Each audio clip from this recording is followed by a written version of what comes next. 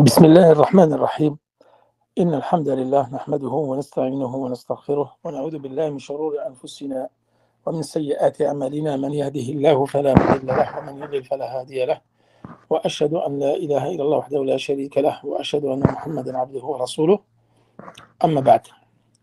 Donc aujourd'hui, Inch'Allah, nous allons poursuivre l'explication des annulatifs de l'islam que nous avons commencé mardi dernier et la semaine avant que je parte en France. Donc ça, c'est le troisième cours. Et là, Inch'Allah, nous allons rentrer dans le vif du sujet. Nous allons parler du premier annulatif de l'islam. Et donc, dans l'introduction et le cours d'hier ou de mardi, j'avais souligné l'importance de connaître le tawhid et l'importance de connaître les annulatifs, justement pour ne pas tomber dedans. Et les annulatifs ici, qui sont évoqués par Cheikh Mohammed ibn Abdel Wahhab, rahimahullah, sont au nombre de 10. Et nous avons dit qu'ils ne sont pas limités à 10, mais il a évoqué les plus importants et les plus dangereux dans lesquels on peut tomber. Et ceux qui sont aussi les plus répandus. Car comme je vous ai dit, Cheikh Fawzan il évoque dans un de ses cours que les annulatifs sont certains savants, du moins il rapporte de certains savants, comme dans les livres de jurisprudence, fi kitab dans Bab Ahkam Ahl al-Ridda, c'est-à-dire ce chapitre de l'apostasie, qu'il y a plus de 400 mukaffirat, 400 actes ou paroles qui peuvent te faire sortir de l'islam.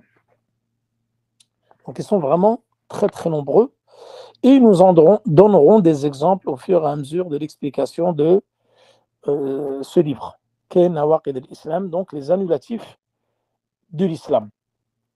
Donc là, on va parler de l'annulatif le plus important et le plus dangereux, qui est celui du polythéisme, qui est celui donc du shirk. Et d'ailleurs, à ce propos, donc comme le polythéisme majeur et la mécréance majeure font sortir de la religion et annulent l'islam. Et là, aujourd'hui, je vais parler du polythéisme. Et dans le prochain cours, nous allons parler de la mécréance majeure. Et Inch'Allah, nous ouvrirons une parenthèse en parlant des règles concernant le takfir. Parce que pour parler de mécréance, du takfir, nous devons connaître des règles que les savants ont établies. Donc on appelle ça dawabit al-takfir. Et je vous avais dit, pour ceux qui peuvent se le procurer, il y a l'excellent livre de Cheikh Mohammed Bazmoul, qu'Allah le préserve, donc qui est le mufti de Mecca, qui a écrit un très bel ouvrage, donc qui est l'explication des annulatifs de l'islam. Et il a fait une très longue introduction sur dawabit al-takfir, qui sont au nombre de 10. Donc les règles concernant le takfir que nous étudierons, Inch'Allah, pas la semaine prochaine, car la semaine prochaine, nous avons un séminaire de 3 jours sur les fondements de la da'wa salafiyya de Abdeslam ibn Barjas. Ça sera le week-end d'après, Inch'Allah. Donc là, en fin de compte, l'étude de ces annulatifs-là, et lorsqu'on va parler de la mécréance, on va être amené à parler de l'ignorance. Il y a l'ignorance et il y a la mauvaise compréhension. Et d'ailleurs, Cheikh Fawzan, il en parle aussi, concernant ces annulatifs. Les gens, il les a divisés en 3 catégories. 2 extrêmes et les gens du juste milieu. Et ça, nous allons le voir également dans les fondements de la da'wa salafiyya. Nous allons évoquer également ces catégories de gens-là. Les gens qui ont une très mauvaise compréhension de la religion et qui s'approprient la science ou ils s'approprient le manhaj salafi et ils en sont totalement étrangers. Et dans la science, c'est exactement la même chose. Vous avez 2 extrêmes qui n'ont pas compris les versets, qui n'ont pas compris le Coran et qui n'ont pas compris la science légiférée, et cela mène à des catastrophes, dont l'égarement. Et quel est le premier des égarements qui a eu lieu suite à une mauvaise compréhension des textes, quant à, par exemple, à ce qu'a fait descendre le fait de juger par autre que la loi d'Allah subhanahu wa ta'ala, comme qala Ibn Abbas, lorsqu'il a confronté les Khawarij, c'était les Khawarij. Khawarij qui ont une très mauvaise compréhension de l'islam. Ils n'ont pas compris les versets sur le takfir et les ont mal interprétés et se sont égarés. Et la deuxième secte, par opposition au Khawarij, vous avez Al-Murji'a. Pareil, qui n'ont pas compris Ahadith Al-Wa'd. Et Al-Khawarij n'ont pas compris Nusus Al-Wa'id. غلوا في نصوص الوعيد والمرجئة غلوا في نصوص الوعد. Là, vous avez deux oppositions, deux groupes qui s'opposent. Vous avez un groupe qui a exagéré dans l'interprétation des versets, des hadiths et tout ce qui a trait au châtiment divin, qu'on appelle donc les Khawarij. Et vous avez l'autre groupe extrême qui ont une mauvaise interprétation de tous les textes qui ont trait à la récompense divine, qui sont les Murji'a, comme nous l'avons déjà vu dans l'Aqid al-Wasitiyya. Donc les Murji'a qui font sortir les actes de la foi. Et vous avez les gens du juste milieu, qui sont qui? Nous, Ahl Sunnah wal Jama'a. Donc vous avez le premier extrême, les Khawarij, qui ont exagéré dans le takfir et le fait de juger les gens mécréants, comme nous en parlerons la prochaine fois dans Dhawabat al-Takfir, c'est-à-dire les caractéristiques et les règles concernant le takfir. Et vous avez les autres, par opposition, donc qui, même le plus grand des égarés, même le plus grand des pervers, ils vont te dire que sa foi est égale à la foi de Jibril, alayhi salam, ou à la foi de Abu Bakr, etc. Et qui pour eux, même ceux qui délaissent tous les actes, ils sont quand même croyants et sont voués au paradis. Et ça, nous en avons déjà parlé, qu'on appelle la secte del Murji'a. Donc ces Khawarij-là, qui ont pour caractéristique de faire couler le sang des musulmans et rendre mécréants les gens pour des grands péchés, comme nous l'avons vu, des péchés donc inférieurs au polythéisme. Ils se révoltent contre les dirigeants musulmans et rompent le pacte d'allégeance, comme il dit ici à Cheikh Fawzan, et rendent licite le sang des musulmans. Donc ça, c'est les Khawarij.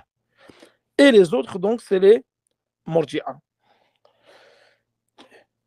Donc là, les Khawarij ne font pas la différence entre le polythéisme majeur et mineur, ni la différence entre la mécréance mineure et majeure. Et c'est pour ça qu'ils ont exagéré dans le takfir. Et malheureusement, les Ahl takfir, les Khawarij, depuis l'époque des compagnons, jusqu'à maintenant, ils sont tout le temps présents. Et leur mal est immense. Et c'est ceux, comme on dit, les historiens tels que les savants tels que Cheikh al-Islam et d'autres, les deux sectes qui ont fait le plus de mal aux musulmans dans toute l'histoire de l'islam, ce sont les Khawarij et les Rafida. Rafida et les Khawarij. J'espère qu'un jour, le temps nous le permettra, Inch'Allah, j'essaierai de faire une conférence sur les Rafida. J'avais déjà fait une conférence sur les Khawarij détaillée d'1 heure et demie, et j'en ferai une détaillée sur les Rafida. Bi'idnillah. Et les Murji'a, bien sûr, c'est le second extrême qui prétendent que la foi est dans le cœur et ne fait pas partie des actes. Donc ça, j'ai déjà détaillé longuement leur cas. Maintenant, Al-Sunnah wal Jama'a, qui sont donc juste au milieu, qui eux, lorsqu'ils vont employer le mot takfir, ils vont l'employer avec des règles, comme les savants ont établi ces règles. Ils ne font sortir des gens de l'islam que ce que Allah subhanahu wa ta'ala et son prophète a fait sortir. On ne fait rentrer dans l'islam que ce que Allah subhanahu wa ta'ala et son prophète a fait entrer. Donc, d'où l'importance d'étudier donc cela pour avoir une bonne compréhension. Et comme il dit Cheikh Fawzan, il ne suffit pas d'apprendre les textes.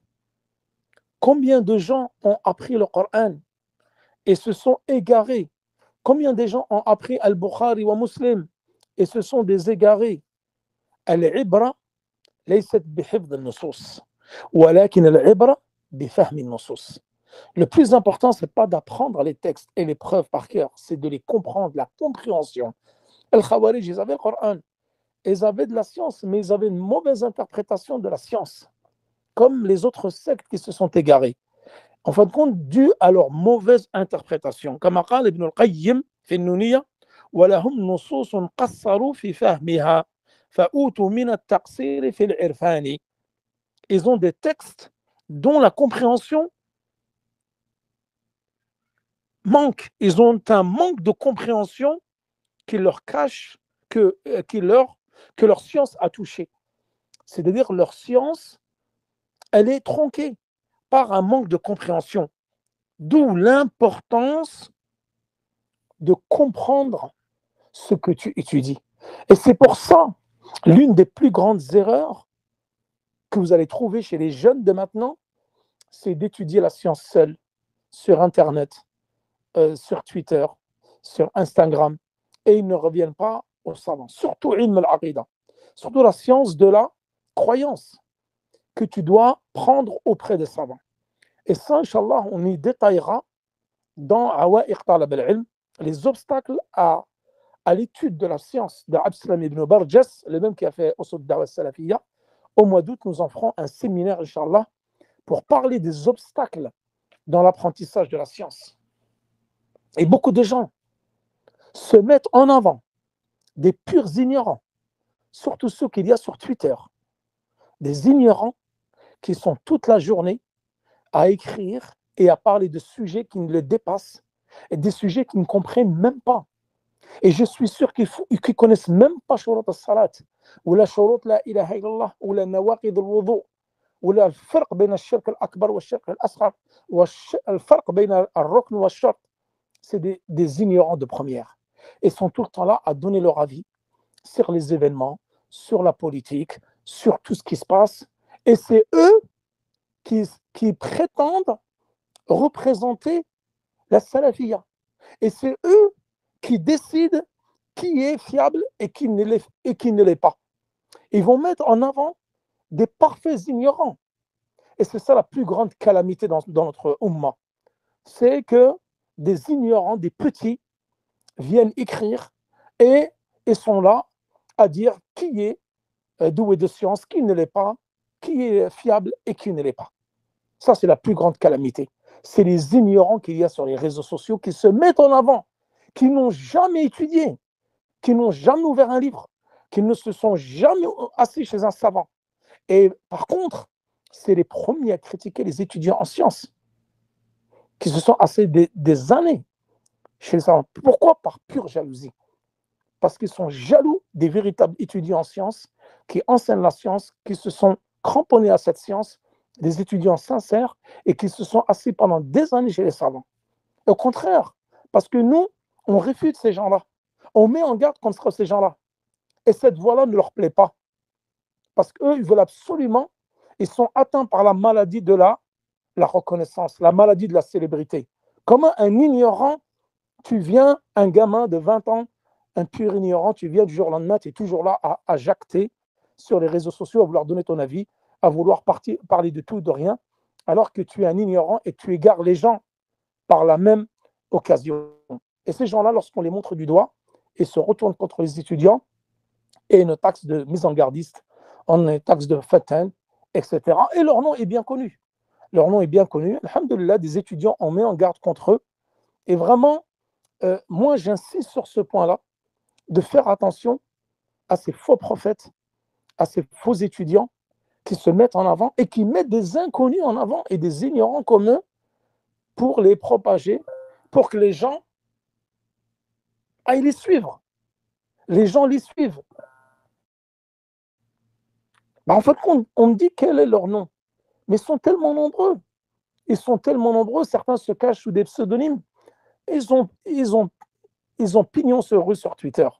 C'est des gens que vous trouvez tous les jours sur Twitter à critiquer les étudiants, à critiquer Foulan ou Allan. Mais lorsqu'un étudiant vient avec une mise en garde fiable, avec des preuves, ce sont les premiers à tacler, les premiers à les critiquer. Ne vous inquiétez pas, ils vont être dévoilés au fur et à mesure du temps. Ce n'est pas l'objet du cours, mais chaque chose en son temps, Inch'Allah. Donc là, qu'est-ce qu'il dit Ibn al-Qayyim? Donc on en parlera en temps voulu, Inch'Allah. En temps voulu, ils seront cités et leur manigance sera dévoilée, bi'idhnillah.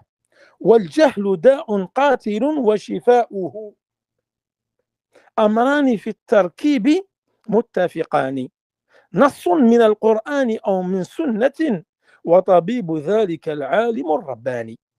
Ici, Ibn Qayyim parle de l'importance de la science, mais de la compréhension de cette science. Et j'insisterai jamais assez que vous ne prendrez jamais votre science de Twitter. C'est de la pure perte de temps là-bas. Que des ignorants qui sont là-bas toute la journée en train de tweeter et raconter des conneries aux gens. Et méfiez-vous de ces gens-là.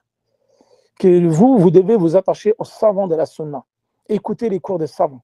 Et pour celui qui n'a pas d'arabe, qu'il écoute des étudiants en sciences reconnus, qu'ils ont étudié pendant 2 années chez les savants et qui sont aptes dans le fait de donner des cours et dans la prédication. Et ne pas écouter des parfaits inconnus qui ne sortent de nulle part, qui n'ont aucun cursus, que personne ne recommande, qui vont vous égarer et s'égarer eux-mêmes.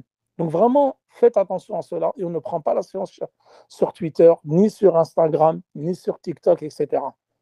On prend la science avec des cours. Et ça, je le dis tout le temps, je la martèle dans mes cours. En étudiant des livres, c'est en étudiant des livres que vous allez apprendre cette science-là. En apprenant les moutouns, en apprenant le Coran, en apprenant l'arabe. Comme là, vous avez acheté l'explication de Cheikh Saleh Al-Fawzan et vous prenez des notes. Là, on va parler de shirk, qui est un point très très important, et de prendre des notes et réviser régulièrement vos notes. C'est comme ça que vous allez apprendre la science. Et non pas à travers des tweets ou des vidéos de 30 secondes expliquées. Vous n'apprendrez pas la science comme ça. Même si vous restez 20 ans à lire des tweets ou à lire des hadiths ou à regarder des vidéos de 30 secondes. La science ne s'apprend pas comme ça. La science s'apprend lorsque vous vous asseyez au pied des savants, en étudiant des livres, en prenant des notes et en apprenant, en révisant, etc. Tout ça, j'en ai déjà parlé et nous en parlerons lors du séminaire sur les obstacles à l'étude de la science. L'ignorance est un mal mortel. Regardez, l'ignorance est un mal mortel dont la guérison sont 2 choses, dont la composition est à l'unisson. Un texte du Coran ou une sunna du prophète et le savant éducateur et le médecin en cela. Donc c'est ça la science. C'est un texte du Coran ou une sunna prophétique. Et le savant éducateur et le médecin en cela. Et l'ignorance, c'est un mal mortel. Et comme il dit également Ibn al-Qayyim, il l'a évoqué dans Da' wa Dawa, il dit l'ignorance, c'est l'arbre de tout mal.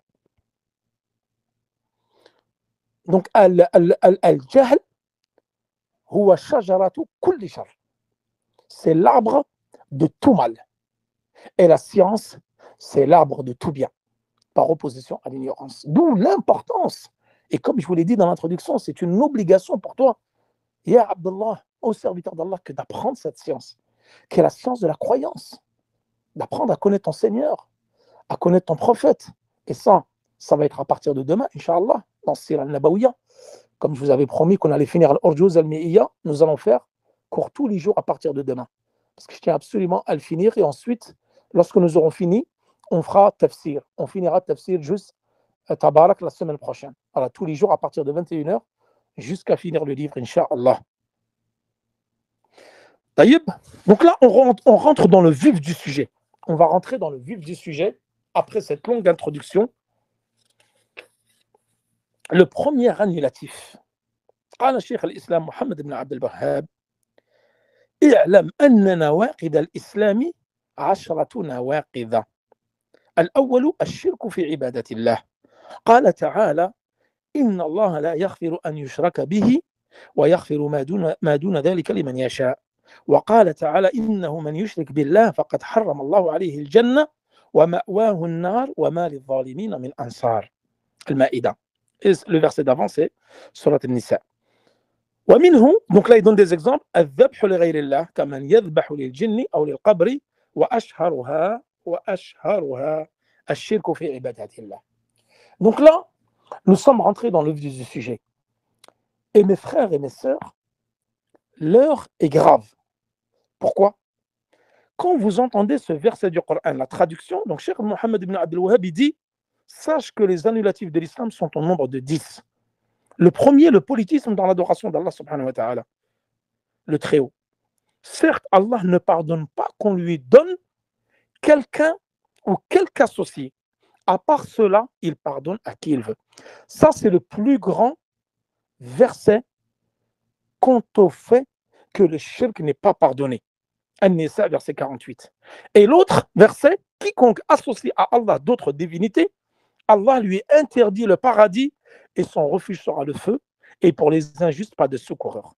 Et les exemples, donc, du shirk al-akbar, du polythéisme majeur, le sacrifice pour autre qu'Allah, comme le sacrifice pour un djinn, une tombe, le plus connu d'entre eux est le sacrifice dans l'adoration d'Allah. Donc là, on va parler d'une chose qui est très importante.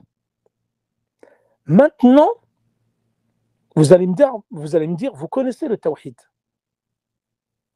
Et qu'est-ce qu'il dit le prophète sallallahu alayhi wa sallam? Nous qui connaissons parfaitement le tawhid, qu'est-ce qu'on répond lorsque le prophète sallallahu alayhi wa sallam a répondu au hadith de Aïcha radiallahu anha, à la question de Aïcha, pardon, radiallahu anha. Et ici, Cheikh Fawzan, il est fait mention, je vais essayer de retrouver la page, mais je ne la retrouve pas.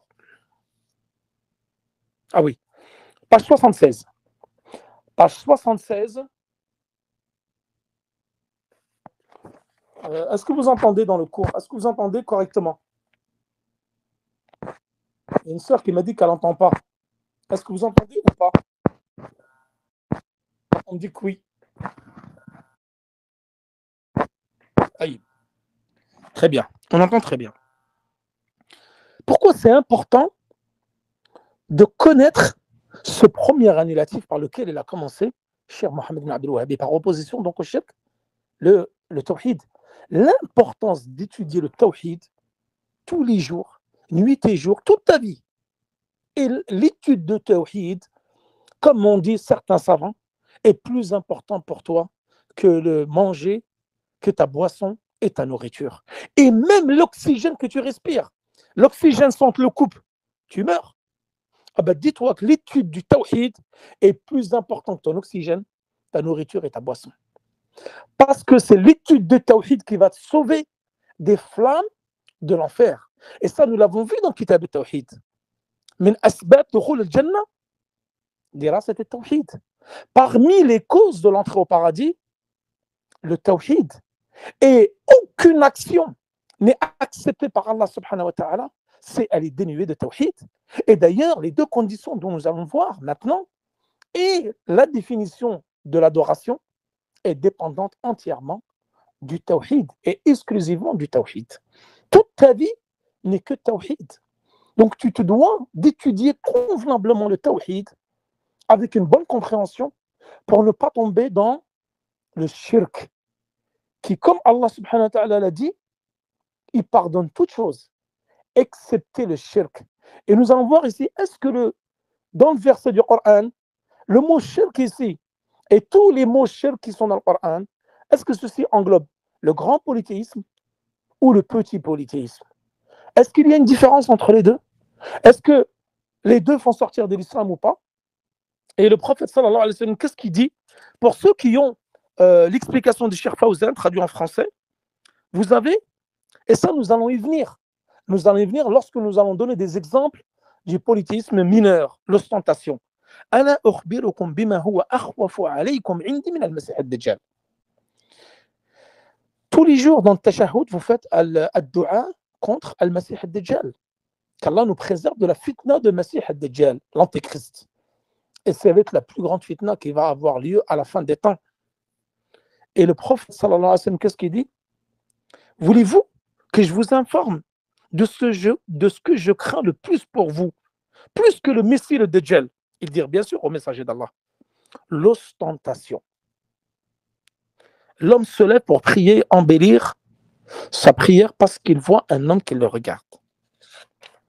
Et également, pourquoi on va parler du shirk et son danger? Parce que dans le shirk, vous avez le shirk caché. Et lorsque le prophète sallallahu alayhi wa sallam a été questionné concernant la dangerosité du shirk, il a dit akhwafu ma akhafu alaykum ash-shirkul khafi. La chose dont j'ai le plus peur pour vous, c'est le shirk caché. Et les sahaba radiyallahu anhum ont dit qu'est-ce que le shirk caché?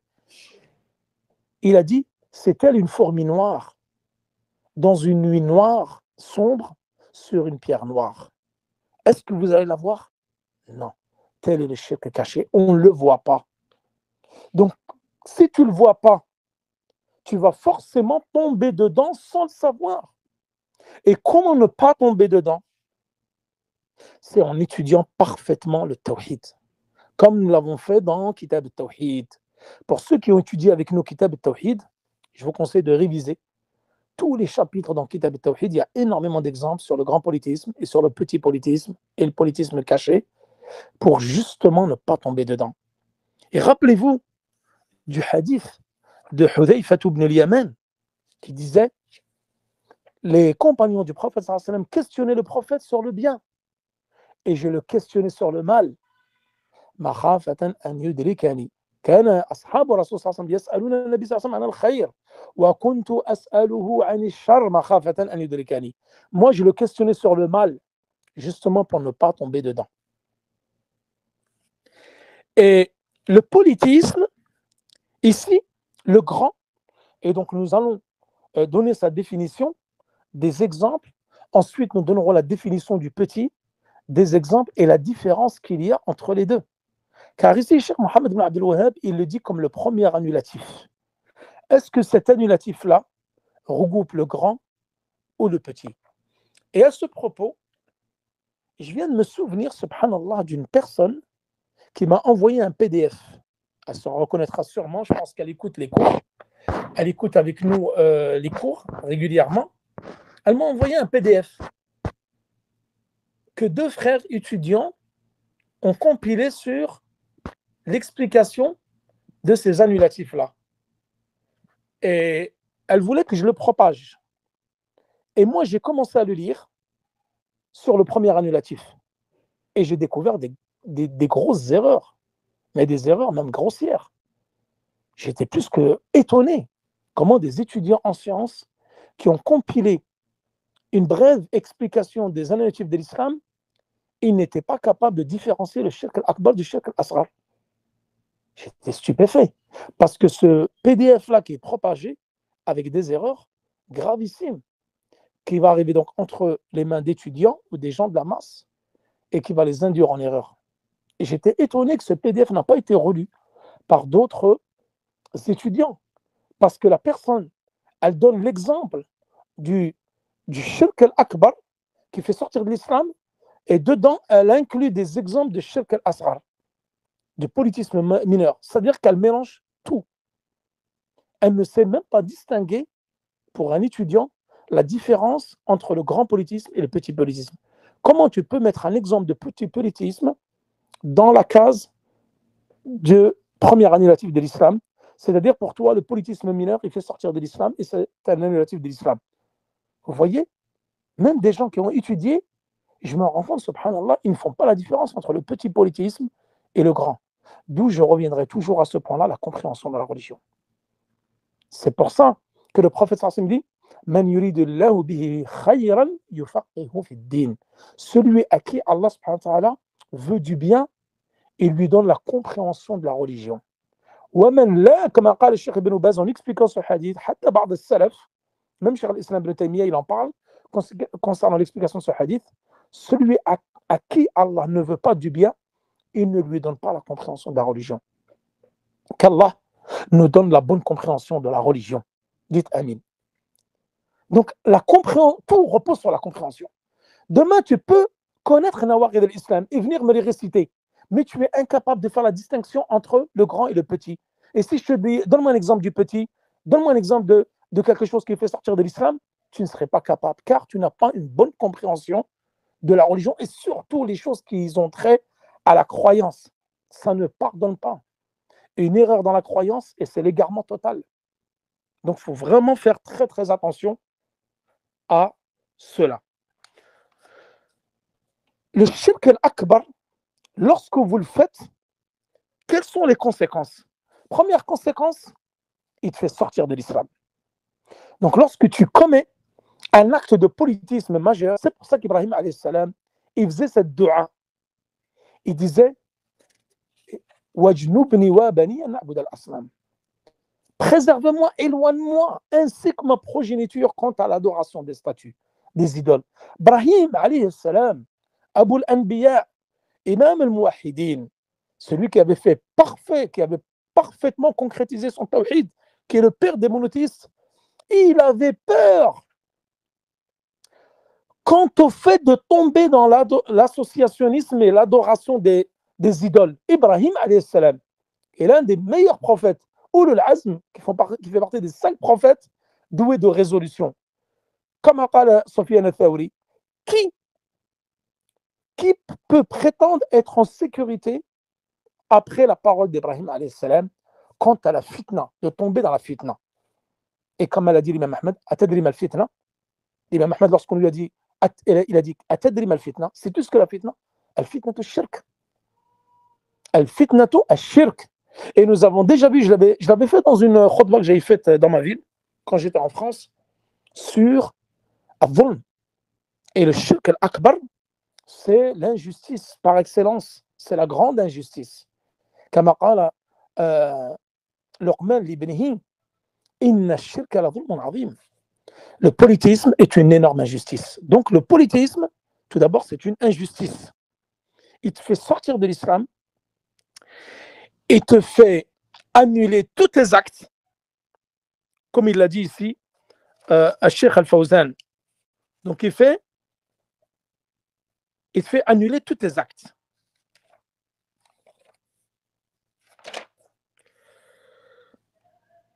Autre chose, Allah subhanahu wa ta'ala, qu'est-ce qu'il dit? إنه من يشرك بالله فقد حرم عليه الجنة ومأواه النار وما للظالمين من أنصار. Il te fait annuler tous tes actes, il te fait sortir de l'islam et te fait rentrer en enfer pour l'éternité. Donc celui qui commet un acte de polythéisme majeur, il est sorti de l'islam. Tous tes actes sont annulés et tu rentres en enfer pour l'éternité sans jamais en sortir. Vous avez adoré Allah subhanahu wa ta'ala pendant 70 ans. Qu'Allah nous en préserve à la fin de votre vie, vous êtes tombé dans le polythéisme majeur. Tout ce que tu as fait pendant 70 ans a été annulé. Si tu meurs sur cela, sur ce polythéisme majeur, sans avoir fait un repentir sincère, tu vas rentrer en enfer pour l'éternité sans jamais en sortir. Est-ce que, imaginez une seule seconde, subhanallah, les conséquences dramatiques que ça a que de tomber dans le polythéisme majeur. D'où l'importance d'avoir peur au quotidien que de tomber dans le polythéisme majeur. L'importance d'étudier Tawhid, la croyance pure, pour ne pas tomber dans le polythéisme. Et le prophète sallam qui nous dit, la chose dont j'ai le plus peur pour vous, c'est le polythéisme caché. Car le polythéisme peut être apparent et caché, et peut être grand ou petit. D'où le danger du polythéisme. Et dans le prochain cours, Inch'Allah, nous parlerons, parce que là, le cours il va être long, je vais être obligé de l'arrêter, et on parlera de l'excuse par l'ignorance concernant les actes de polythéisme majeurs et les actes de polythéisme mineurs. Et d'ailleurs, Cheikh Al-Fawzan, il en parle ici dans ce cours, dans les questions-réponses que nous allons lire juste après. Et qu'est-ce qu'il disait le prophète sallallahu alayhi wa sallam, une dua qu'il disait tous les jours? Ya muqallib al-qulub, thabbit qalbi ala dinik. Oh, toi qui fais tourner les cœurs, affermis mon cœur sur ta religion. Et dans une riwaya, ya muqallib al-qulub, thabbit qalbi ala ta'atik. Affirme mon cœur, affermis mon cœur sur ta religion, et dans une version sur ton adoration. Et là, nous allons donner la définition de l'adoration. Ya Aisha, wa man yu'amminuni wa qulub al-ibad bayna asba'ayn min asabi' ar-rahman. Oh Aisha, qu'est-ce qui me ferait sentir à l'abri alors que les cœurs des serviteurs sont entre les deux doigts, parmi les doigts du très miséricordieux? C'est-à-dire que la personne, à la fin des temps, elle sera musulmane le matin et deviendra mécréante le soir. Mécréante le matin et croyante le soir. C'est-à-dire Personne n'est à l'abri, mes frères et mes sœurs. Personne n'est à l'abri de tomber dans le politisme majeur, de tomber dans le politisme mineur, dans la grande mécréance, dans la petite mécréance. Et tout ça, nous allons détailler sur la mécréance, qu'elle soit par la parole, par les actes, par le doute, par la croyance. Ça sera l'objet du prochain cours, Inch'Allah. Taïb. Donc Ibrahim alayhi salam qui avait peur de tomber dans le polythéisme, que devons-nous dire concernant nos cas, nous qui sommes faibles, qui sommes ignorants et où nous avons des manquements dans notre adoration et dans toutes choses. Maintenant, qu'est-ce qu'il dit ici Allah subhanahu wa ta'ala dans le Coran concernant l'adoration? وَيَغْفِرُ مَا دُونَ ذَلِكَ لِمَنْ يَشَاءُ. Donc là, toute adoration est conditionnée par le tawhid. Tout ce que tu fais est empreint de tawhid. La preuve, c'est que l'adoration, c'est quoi exactement? Est-ce que vous connaissez qu'est-ce que l'adoration? Et quels sont les piliers de l'adoration? Et quelles sont les conditions de l'adoration? Ceux qui savent, n'hésitez pas à me le dire dans le bot, Inch'Allah, pour ceux qui veulent répondre. L'adoration, donc Cheikh Fawzan ici, il a donné une définition.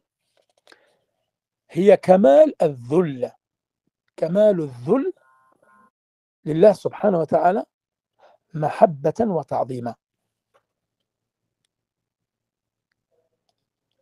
C'est l'adoration, c'est l'humiliation et l'assujettissement volontaire. Telle est l'adoration, comme il a défini Cheikh Fawzan, page 62. Donc l'assujettissement et l'humiliation. كمال الذل والانقياد لله محبة وتعظيما. C'est-à-dire avec amour et glorification d'Allah subhanahu wa ta'ala. Ça, c'est la définition générale. Parce que la définition de l'adoration, elle peut être vue de deux points de vue. بالنسبة للفعل,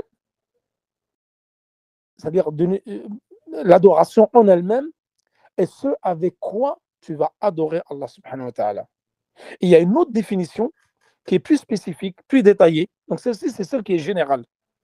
Et celle qui est détaillée spécifique, la meilleure définition qui a été donnée, et ça, Inch'Allah, lorsque nous aurons fini les années de l'islam, certains frères m'ont suggéré de faire dissipation des ambiguïtés. Kashf al-Shubuhat du Cheikh Mohammed Abdel Wahhab, qui est excellent. Juste après, on fera la servitude. Al-Ubudiyya, le Cheikh al-Islam de Taymiyyah. Al-Ubudiyya, le Cheikh al-Islam de Taymiyyah. Et ensuite, Fadl al-Islam, donc le mérite de l'islam de Cheikh Mohammed Abdel Wahhab. Ça, c'est le programme de toute l'année en cours, Inch'Allah. Les annulatifs, ensuite, Kashf al-Shubuhat, Al-Ubudiyya wa Fadl al-Islam. Il dit العبادة اسم جامع لكل ما يحبه الله ويرضاه من الأعمال والأقوال الظاهرة والباطنة. L'adoration est un terme qui englobe tout ce que Allah aime et agrée comme actes et paroles apparents et cachés. Ça, c'est la définition de l'ibada. Maintenant, l'ibada, elle a trois piliers pour qu'elle soit agréée d'Allah subhanahu wa ta'ala. Les trois piliers de l'ibada, après avoir donné la définition, c'est al-hub, wal-khawf, wal-raja. Rappelez, j'en avais parlé dans la conférence que j'avais donnée à Bolène sur la droiture, lorsque nous avons parlé de l'adoration. Et nous avons dit que celui qui adore Allah subhanahu wa ta'ala uniquement par amour, c'est un zindiq, c'est un zindiq. Et celui qui adore Allah subhanahu wa ta'ala uniquement par crainte d'Allah subhanahu wa ta'ala, c'est un khariji, haruri, khariji, takfiri. Et celui qui adore Allah subhanahu wa ta'ala uniquement par espoir, c'est un murji. Voilà, retenez bien ces trois points-là. Donc les trois piliers, c'est l'amour, la crainte et l'espoir. C'est comme les ailes d'un oiseau. Le croyant, il doit être comme les ailes d'un oiseau qui vole dans le ciel, toujours équilibrer les deux ailes, équilibrer. C'est-à-dire entre la crainte et l'espoir. Son état, l'état du musulman, doit toujours être entre la crainte d'Allah subhanahu wa ta'ala, de son châtiment de rentrer en enfer, et l'espoir de rentrer au paradis et d'avoir son pardon. Et l'amour. Toute adoration que tu fais, tu dois la faire avec amour pour Allah subhanahu wa ta'ala. Si, comme le font les soufiyas, tu adores Allah subhanahu wa ta'ala uniquement par amour, tu es un zindir, comme qala ba'd as-salaf. Et si tu le fais par crainte, tu es un khariji, un haruri. Et si tu le fais par espoir, tu es un murji. Donc nous devons faire avec les trois. Et les conditions, quelles sont-elles? Al-ikhlas wal-mutaba'a. Wa ma umiru illa liya'budu Allah mukhlisina lahu ad-din hunafa. Et de la sunna, hadith Omar ibn Khattab, أول hadith في الأربعين النووية, إنما الأعمال بالنيات. Les actes ne valent que par intention. Et nous leur avons ordonné que d'adorer Allah subhanahu wa ta'ala, en toute exclusivité. Donc, al-ikhlas, l'exclusivité, sincèrement. Donc, tout acte que tu fais dans l'islam, toute adoration qui est dénouée d'exclusivité, de sincérité, est repoussée, rejetée par Allah subhanahu wa ta'ala. Si tu fais un acte pour autre qu'Allah subhanahu wa ta'ala, tu tombes dans le shirk ou dans l'ostentation, comme on va le voir. Et si tu fais un acte pour Allah, mais non en concordance avec la sunna du prophète sallallahu alayhi wa sallam, ton adoration sera rejetée, ton acte sera rejeté parce que tu as délaissé une condition parmi les conditions de l'acceptation de l'adoration, qui sont al-ikhlas wal-mutaba'a, le suivi, la sincérité et le suivi du prophète sallallahu alayhi wa sallam. Man amila amalan laysa alayhi amruna fahuwa radd. Celui qui vient avec une chose qui ne fait pas partie de notre religion en sera rejeté, comme a dit Aïcha radiyallahu anha dans ce hadith que nous avons déjà mentionné dans Al-Arba'in al-Nawawiyya. Donc là, وَمَا خَلَقْتُ الْجِنَّ وَالْإِنسَ إِلَّا لِيَعْبُدُونِ. Nous avons créé les djinns et les hommes que pour qu'ils m'adorent. وَيَعْبُدُونَ كما قال ابن عباس كل عبادة في القرآن بمعنى أي que pour qu'ils m'unifient بمعنى التوحيد. Toute adoration qui est citée dans Al-Qur'an, كما قال ابن عباس, c'est بمعنى التوحيد, pour qu'il m'unifie. C'est-à-dire qu'il me réserve une adoration exclusive. وَاعْبُدُوا اللَّهَ وَلَا تُشْرِكُوا بِهِ شَيْئًا. Adorer Allah, unifier Allah et ne lui associer aucun associé. وَلَوْ أَشْرَكُوا لَحَبِطَ عَنْهُمْ مَا كَانُوا يَعْمَلُونَ. Et si ils avaient donné à Allah des associés, alors tout ce qu'ils auraient fait eût certes été vain, ou certainement été vain. Donc, si tu associes quoi que ce soit à Allah subhanahu wa ta'ala, alors ton adoration est vaine. Donc là, on a parlé de l'adoration, de ses conditions, de ses piliers. Maintenant, la définition générale, vous l'avez, la définition générale de Al-Ibada, vous l'avez dans l'explication de Cheikh Fawzan. Vous l'avez à la page 62. Page 62, اسم جامع لكل ما يحبه الله ويرضاه من الأعمال والأقوال الظاهرة والباطنة. L'adoration est un terme général qui englobe tout ce que Allah aime et agrée comme actes et paroles apparents et cachés.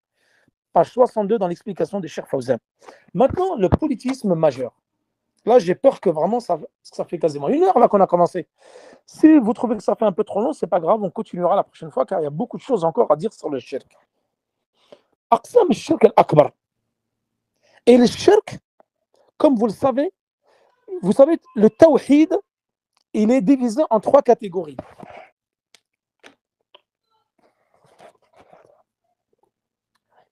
Donc le tawhid, il est divisé en 3 catégories. Tawhid al-rububiyya, tawhid al-uluhiyya wa tawhid al-asma wa sifat. L'unicité de la seigneurie, l'unicité de l'adoration et l'unicité des noms et attributs d'Allah subhanahu wa ta'ala. Et bien les savants, ils divisent également le shirk al-akbar, car le shirk est divisé en 2 catégories et certains savants le divisent en 3 catégories. 2 catégories en disant le grand polythéisme et le petit polythéisme. Et d'autres le divisent en 3 catégories, le grand, le petit et le caché. Et certains ils disent que le caché il peut être dans le grand comme dans le petit, et ça nous en avons déjà parlé dans Kitab al-Tawhid lorsque nous avons fait le bab sur al-khawf min al-shirk, la peur du shirk, nous avons déjà détaillé tout cela. Donc le shirk akbar, le grand polythéisme qui fait sortir de l'islam, tu vas le trouver dans les 3 types de tawhid. C'est-à-dire que tu peux faire du shirk fi al-rububiyya, fi tawhid al-rububiyya, al-shirk fi al-uluhiyya ou al-shirk fi al-asma wa sifat. Tu peux faire du polythéisme dans ces 3 types de tawhid. Dans la seigneurie, dans l'adoration et dans les noms et attributs d'Allah subhanahu wa ta'ala. Et parmi les exemples, et d'ailleurs concernant al-shirk al-akbar, les savants ils donnent 2 exemples. Ils disent shirk al-ta'til, l'exemple du grand polythéisme dans al-rububiyya, dans la seigneurie. Ils disent naw'an, أنواع الشرك الأكبر في الربوبية نوعان: شرك التعطيل وشرك التمثيل. C'est-à-dire c'est un polythéisme تعطيل، c'est-à-dire que déviant. التعطيل بمعنى النفي، tu rejettes. Et shirk التمثيل c'est un shirk où tu compares, shirk d'anthropomorphisme ou التمثيل. التعطيل lorsque Pharaon il a dit شرك فرعون الذي عطل الربوبية، c'est-à-dire qu'il a renié la seigneurie d'Allah subhanahu wa ta'ala. قال فرعون وما رب العالمين، il a rejeté la seigneurie d'Allah subhanahu wa ta'ala. Ici هنا عطل الربوبية، il l'a renié.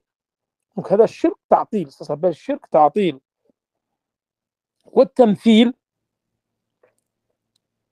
et également ce shirk التعطيل il est présent chez أهل وحدة الوجود، ceux qui disent qu'Allah il est partout, comme Ibn al-Arabi, Ibn Sab'in والتلمساني غيرهم من أئمة الزنادقة. Ils faisaient partie des zanadiqa qui reniaient l'existence même d'Allah subhanahu wa ta'ala, ou de dire qu'Allah il est partout, ou il n'est dans aucun endroit. Et vous avez également shirk al-tamthil, le shirk d'assimilation. C'est le fait de prendre les caractéristiques d'Allah subhanahu wa ta'ala dans Rububiyya et de les attribuer à quelqu'un, à autre qu'Allah subhanahu wa ta'ala. Ça, on appelle ça shirk al-tamthil. Le fait de faire ressembler les caractéristiques d'Allah subhanahu wa ta'ala dans la seigneurie et tu les attribues à quelqu'un d'autre qu'Allah. Là, tu as fait al-shirk al-tamthil. وهذا في العبودية. Ensuite, vous avez al-shirk في الألوهية. Al-shirk في الألوهية, c'est-à-dire la classification du polythéisme, mais dans al-uluhiyya, dans l'adoration. Et ça, vous avez des exemples, et c'est le shirk le plus répandu dans notre communauté. C'est shirk al-du'a, comme nous allons voir, Inch'Allah, la semaine prochaine ou la semaine d'après. Ouais, la semaine prochaine, c'est le séminaire. La semaine d'après, shirk al-du'a. Et c'est le shirk qui est le plus propagé dans notre communauté. Le fait d'invoquer autre qu'Allah subhanahu wa ta'ala, prendre des intermédiaires, comme le faisaient les Qurayshites. Ils prenaient leurs idoles comme intermédiaires pour intercéder auprès d'Allah subhanahu wa ta'ala, pour eux, auprès d'Allah subhanahu wa ta'ala. Et vous avez shirk al-shafa'a, tout ça, ça rentre dedans exactement. Shirk de l'intercession. Car eux, ils invoquaient autre qu'Allah, leurs idoles, et ils les prenaient pour intercesseurs auprès d'Allah. Et ça, c'est le deuxième annulatif de l'islam que nous allons voir la prochaine fois. Et vous avez également shirk al-niyya wal-irada wal-qasd, le polythéisme dans l'intention wal-irada et la volonté. Et vous avez shirk al-ta'a également, le polythéisme dans l'adoration, l'obéissance, le fait d'obéir autre qu'Allah subhanahu wa ta'ala, ou mettre quelqu'un dans l'obéissance à pied d'égalité, c'est-à-dire à égalité avec Allah subhanahu wa ta'ala. Et vous avez shirk al-mahabba. Shirk al-mahabba, nous en avons déjà parlé, rappelez-vous, dans Kitab al-Tawhid. Et shirk fait dua, comme nous l'avons déjà vu, c'est l'invocation. C'est-à-dire dua al-mas'ala wa dua al-ibada. Et ça, tout ça, ne vous inquiétez pas, mes chers frères et sœurs, nous l'avons tout détaillé dans Kitab al-Tawhid, avec les exemples. وقال ربكم ادعوني أستجب لكم إن الذين يستكبرون عن عبادتي سيدخلون جهنم داخرين. Donc ceux qui sont orgueilleux quant à l'invocation d'Allah subhanahu wa ta'ala, يستكبرون عن عبادتي, ils rentreront en enfer. Et l'exemple quant à shafa'a, ça, dua wa shafa'a, on le détaillera dans le prochain cours, Inch'Allah, avec les exemples. Et vous avez un type de shirk, de polythéisme majeur, fi niyya wal irada. Et ça également, nous allons en parler juste après. وَمَنْ كَانَ يُرِيدُ shirk al-mahabba. Si, shirk al-mahabba, on en a déjà parlé dans le chapitre sur le hub, sur le fait d'aimer, l'amour, le fait d'aimer quelqu'un plus qu'Allah subhanahu wa ta'ala. هذا shirk al-mahabba. Je vais y venir. Shirk al-irada wal niyya wal qasd. Et ça, Cheikh Fawzan, il en parle juste après, et nous allons le voir. من كان يريد الحياة الدنيا وزينتها نوفي إليهم أعمالهم فيها وهم فيها لا يبخسون أولئك الذين ليس لهم في الآخرة إلا النار وحبط ما صنعوا فيها وباطل ما كانوا يعملون. Ce verset, Cheikh Fawzan, il l'évoque justement ici.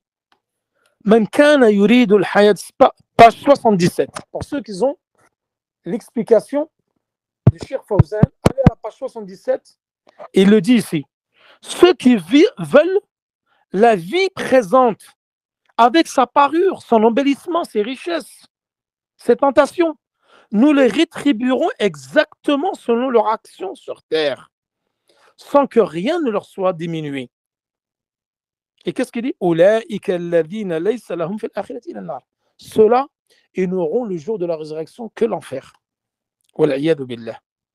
Ici, ils sont menacés, comme dit Cheikh Fawzan, d'une menace sévère. Et ça, c'est du politisme. Il s'agit d'un politisme. Qu'est-ce qu'il dit le professeur? Et ça, nous l'avons vu dans Kitab al-Tawhid. Ta'isa Abdul Khamisa, Ta'isa Abdul Khamila, Ta'isa Abdul Dinar, wa dirham, in u'tiya radiya, wa in lam yu'ta, lam yurda. Rappelez-vous, nous l'avons vu. Ça dans Al-Niyya. Donc là, tu rentres dans Shirk Niyya. Ça, c'est du politisme dans l'intention et la volonté que périsse.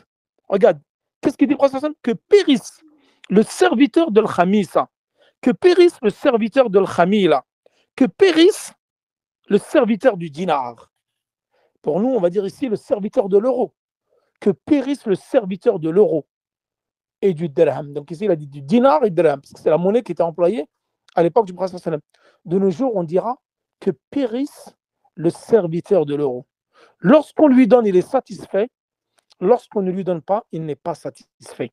Ici, Cheikh Fawzan, il dit qu'il s'agit d'un type de politisme. C'est-à-dire que la personne n'accomplit pas ses actes pour Allah subhanahu wa ta'ala, mais uniquement pour la vie de ce bas monde-là.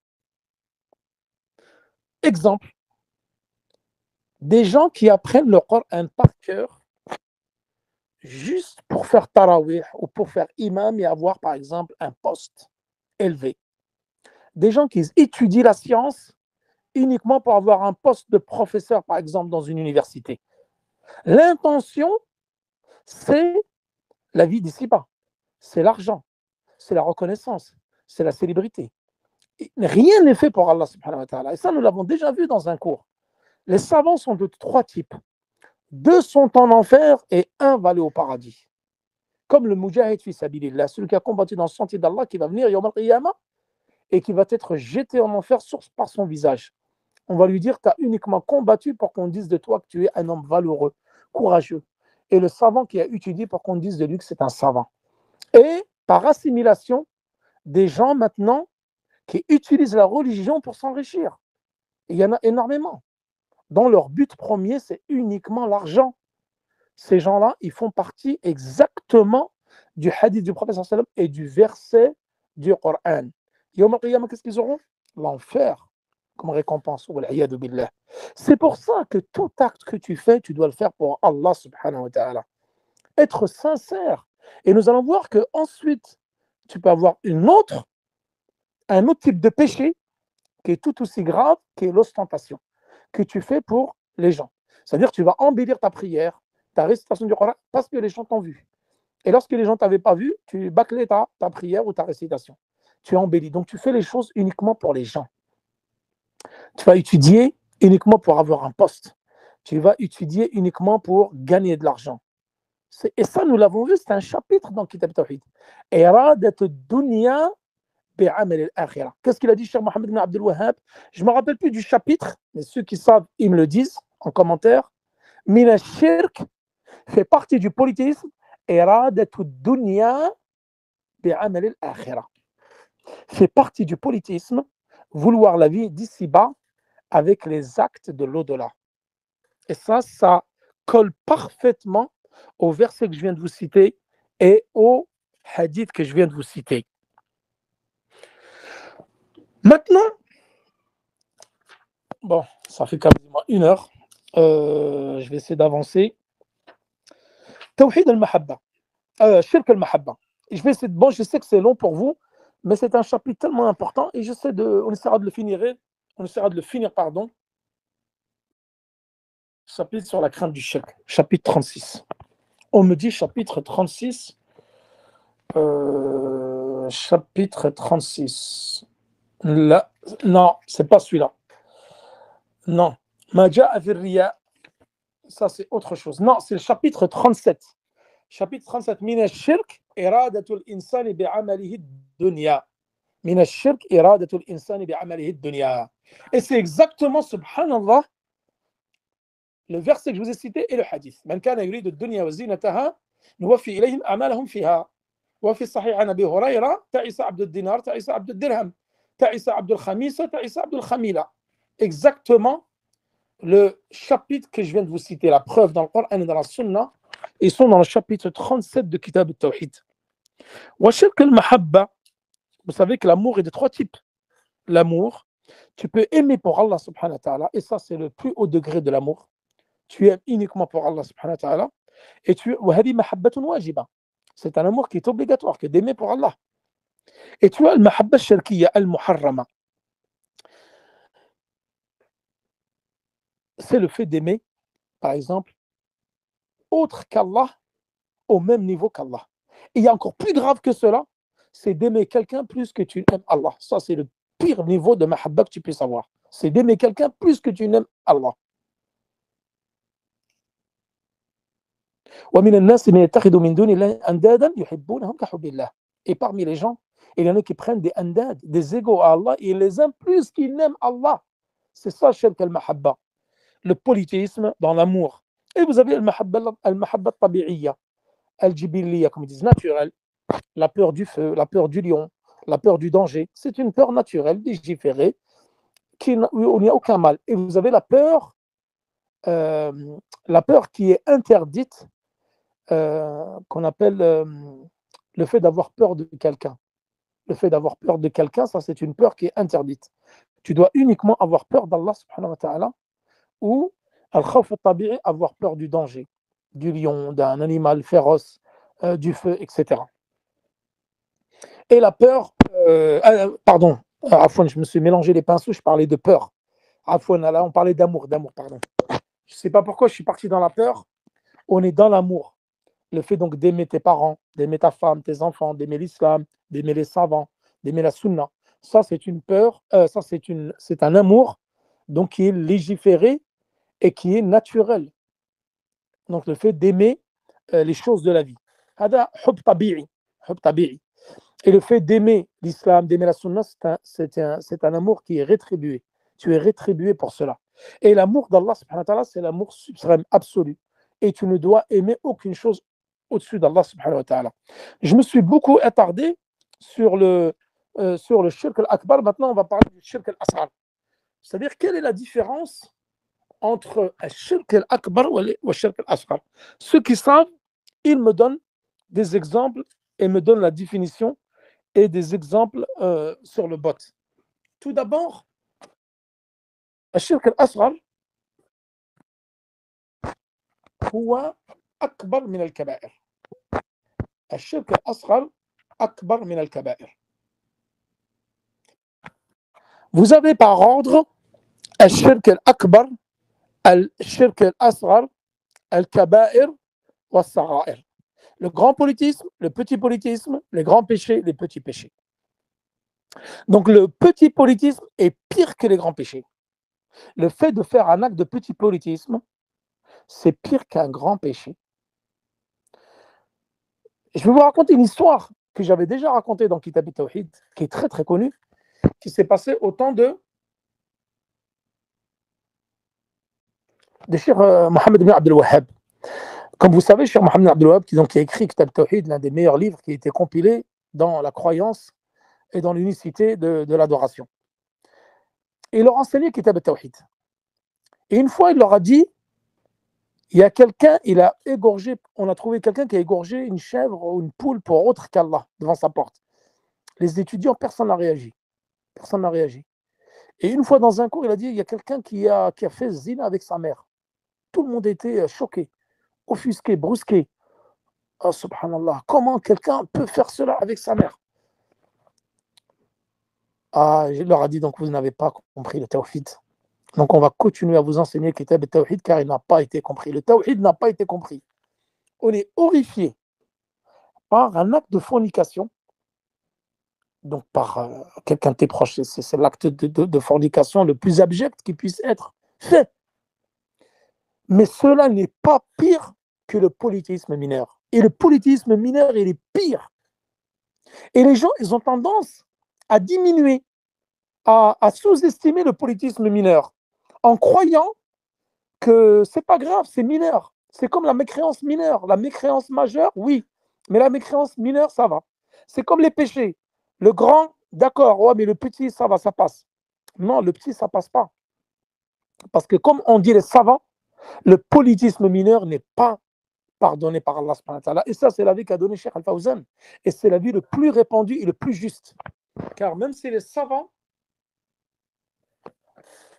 ont divergé quant au fait que est-ce que le politisme mineur il est excusé par Allah subhanahu wa ta'ala ou pas? Non, ils ont dit il n'est pas excusé. Et la preuve, c'est Inna Allah la yaghfiru an yushraka bihi wa yaghfiru ma duna dhalika liman yasha. Ils disent ici qu'Allah ne pardonne pas qu'on lui associe quoi que ce soit.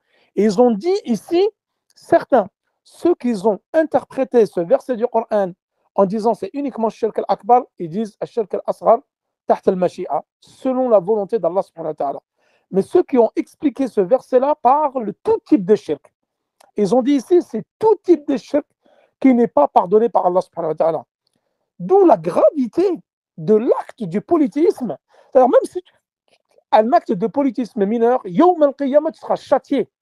Tu passeras par la case l'enfer, puisqu'Allah ne le pardonnera pas. Il y a des savants qui disent qu'il est taht al-Mashi'a. Al-shirk al-asghar taht al-Mashi'a. Mais ce n'est pas l'avis qu'a adopté Cheikh Al-Fawzan. Cheikh Al-Fawzan, hafidahullah, il dit que tu seras châtié le jour de la résurrection en ayant fait du politisme mineur. Et vous savez, c'est quoi le politisme mineur? Des exemples. Tout d'abord, le politisme majeur, il annule le tawhid à la base. Il fait sortir de l'islam, annule tous les actes, te fait rentrer en enfer pour l'éternité. Al-shirk al-asghar, là, il y a encore de tawhid. Il n'annule pas le tawhid à la base, mais il diminue le tawhid parfait. D'accord? Ensuite, il n'annule pas tous les actes, contrairement au politisme majeur. Il va annuler que les actes dans lesquels tu as commis du shirk. Par exemple, l'ostentation, le fait d'avoir juré par autre qu'Allah, le fait de porter des amulettes. Donc, il va annuler cet acte-là dans lequel tu as commis du politisme mineur. Et celui qui meurt en ayant fait du politisme mineur et meurt musulman. ولكن شركه لا يغفر له, comme on dit les savants. Son polythéisme ici mineur ne lui sera pas pardonné, car Allah dit Inna Allah la yaghfiru an yushraka bihi. Et donc les savants, et ça Cheikh Fawzan dit c'est l'avis le plus juste, c'est que le polythéisme mineur n'est pas excusé au Qiyamah. Et s'il n'est pas excusé, wal'iyadu billah, c'est l'enfer qui nous attend. Mais pas définitivement, contrairement au polythéisme majeur. Et la différence d'ailleurs entre le polythéisme majeur et mineur, le majeur, il t'interdit le paradis à vie et tu rentres en enfer pour l'éternité. Le mineur, il t'interdit l'enfer à vie, mais il t'interdit l'entrée au paradis de premier abord, de prime abord, pardon.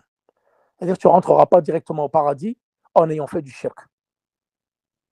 Mais tu rentreras pas, mais tu resteras pas en enfer pour l'éternité.